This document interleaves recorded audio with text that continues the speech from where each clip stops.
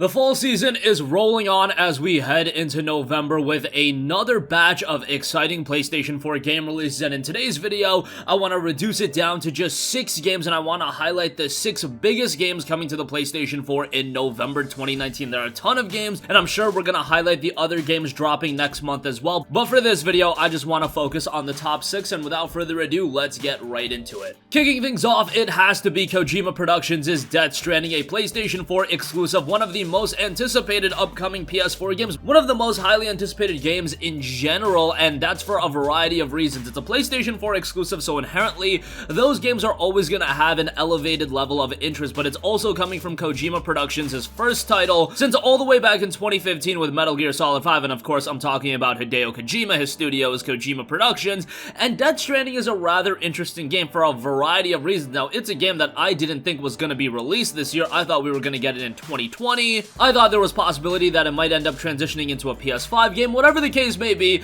it is out on November 8th, and there's a lot of reasons to be excited, but there's also a lot of reasons to be a little bit skeptical. It's a brand new IP, and we don't know much about the game, but I think that actually adds to the overall allure of the game. That sense of mystery is what Hideo Kojima is going for. He doesn't want you to know everything about the game. So many times these days, and with so many games, we'll get hours upon hours of gameplay for a title even before the game is released, and a lot of the mystery is already dissipated by the time of the game's release. Kojima wants to leave that mystery intact. He wants that mystery there, and that's going to add to the overall atmosphere of the game. The game itself, I think, is going to be tremendous for a variety of reasons. First of all, it's a Hideo Kojima title. When has he put out a bad game?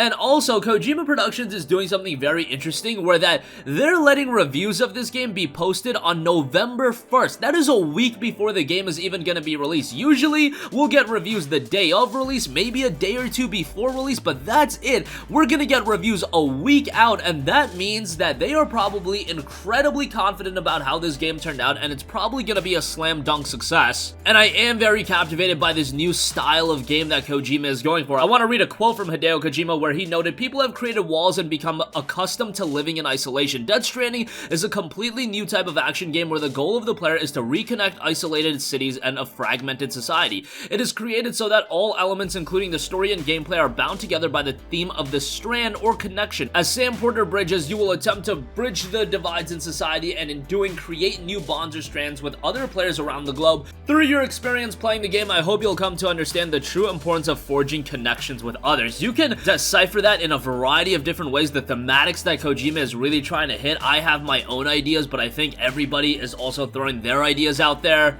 whether it be relatable to this disconnected society that we live in today or whatever the case may be. There's a lot of different avenues you can go with the storytelling for this game, and because we don't know, that has made me even more excited for the game. Whatever it is, Death Stranding will be out on November 8th. Next up, here's a pretty major franchise making a comeback, and that is Need for Speed with Need for Speed Heat. Yes, Need for Speed has not been the best franchise this generation. Need for Speed Rivals I thought was pretty good, but then you had the other two Need for Speed titles and they were just not very good. Need for Speed is now back with NFS Heat, and it's a racing game set in an open world environment called Palm City, a fictionalized version of the city of Miami. The in-game map features diverse geography, including mountain areas and open fields, and unlike Need for Speed Payback, Heat doesn't include a 24-hour day and night cycle, but instead you're able to switch between day and night because they have distinct playstyles. During the day, players can take part in sanctioned race events which reward the players with cash to spend on new cars and upgrades. They can also take part in illegal street races in the night, which would earn players rep. The more rep you earn, the more aggressive the police will be during the night. Players must escape cops and get back to their safe house before getting arrested or before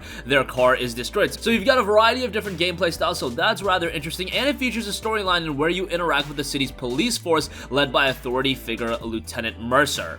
The game itself will feature 127 cars from 33 different brands, so a decent bit of content here as well. Hopefully NFS gets back on track with this one, no pun intended. But Need for Speed Heat is due out on November 8th, so the same day as Death Stranding, so that is going to be a little difficult for those of you guys that are checking out Death Stranding. Do you also want to pick up Need for Speed Heat? Gonna be a little bit of a hard sell on that game, but nonetheless it is celebrating its 25th anniversary, and let's hope NFS Heat delivers. Next up, we have the latest Star Wars game, this one being a single player focused experience with Star Wars Jedi Fallen order. This one is, of course, coming from Respawn Entertainment, the guys that also brought you Titanfall, so a little bit different than your Star Wars Battlefront experience, and Star Wars in general, especially EA Star Wars published titles, have gotten a little bit of a bad rap after Star Wars Battlefront 1 and 2. Battlefront 2 was actually a pretty good game, it's just they butchered the marketing of that game so hard. Leave it up to EA to be handed on a silver platter a license and a franchise that will print you insane amounts of money, and they effed it up somehow. And I don't even know if Battlefront is recoverable at this point, but now we have a single-player oriented experience, Star Wars Jedi Fallen Order, and it's set a few years after Revenge of the Sith. One of the last surviving Jedi, Padawan Cal Kestis, has so far escaped the galaxy-wide purge of the Jedi Order,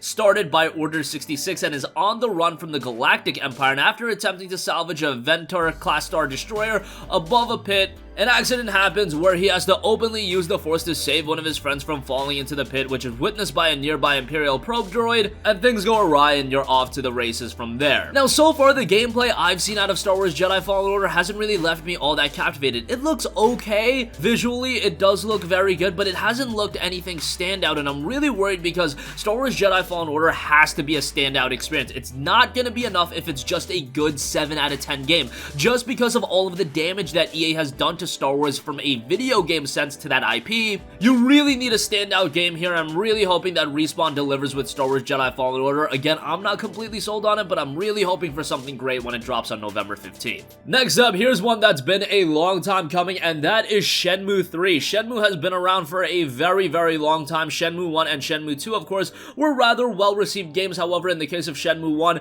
it took a colossal budget to get that game out. Shenmue 2 wasn't a gigantic commercial success.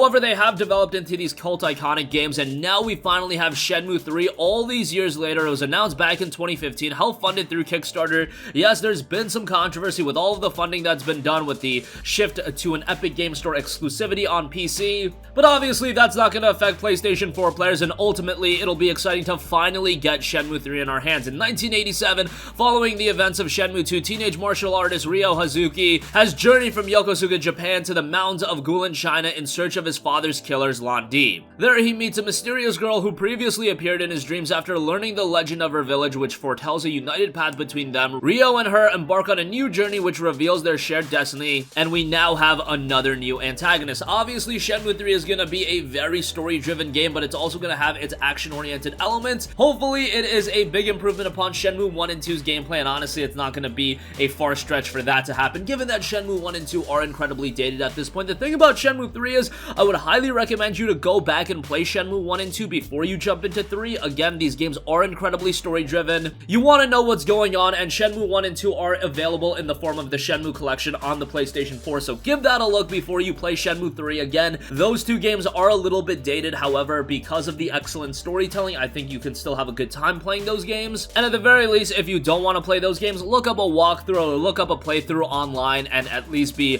recapped on the story going into Shenmue 3, because that's a big element to the game. Shenmue 3 is due out on November 19th. Next up, here's a really exciting release. Civilization 6 is making its transition from PC to PlayStation 4. It's been out on Nintendo Switch, it's been out on other platforms as well, but now it's coming to the PlayStation 4. Civilization is making its long-awaited return to PlayStation. It hasn't been on PlayStation in a very long time, I think, since Civilization Revolution. I might be wrong on that, but I'm pretty sure I'm right. And as far as Civ 6 goes, it is a turn-based strategy title, city building, civilization building, and it's gonna be a game that's not gonna be up everyone's alley. Of course, this is a more PC-centric experience, so how this is gonna transition to the DualShock 4 controls is going to be very interesting, but considering they got it working on the Nintendo Switch, no problem, I'm sure they can make it work on the PS4, no problem as well. If you're into real-time strategy titles, if you're into games that you can sink a lot of time into, Civilization 6 definitely offers that, and the game will be headed to the PlayStation 4 on November 22nd. And lastly, I do want to give a shout to a highly anticipated PlayStation VR title, and that is Golem. It's being developed by Highwire Games, and it's the debut title from that studio, and they're based in Seattle. They were founded in 2015 by former Bungie employees in Martin O'Donnell and Jamie Gresmeyer, alongside Jared Nofty, co-founder of Airtight Games.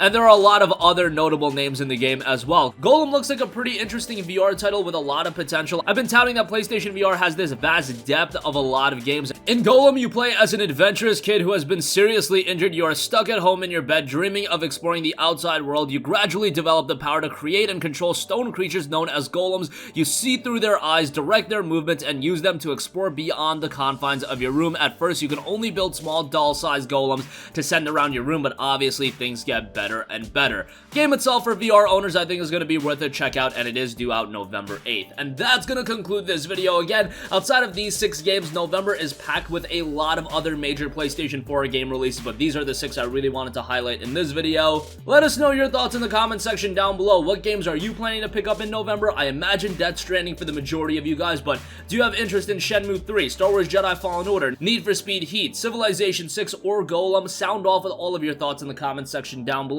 Thank you for watching, and goodbye. Hey guys, we hope you enjoyed the video, and if you did, make sure to hit the subscribe button, and if you're already subscribed, do us a favor and hit the bell icon. This way you'll be notified whenever we post a new video. That's the best way to keep up with all of our uploads, and we usually try to upload 2 videos a day. And with the bell icon hit, you'll be notified whenever we do upload a video. As always, thanks for watching.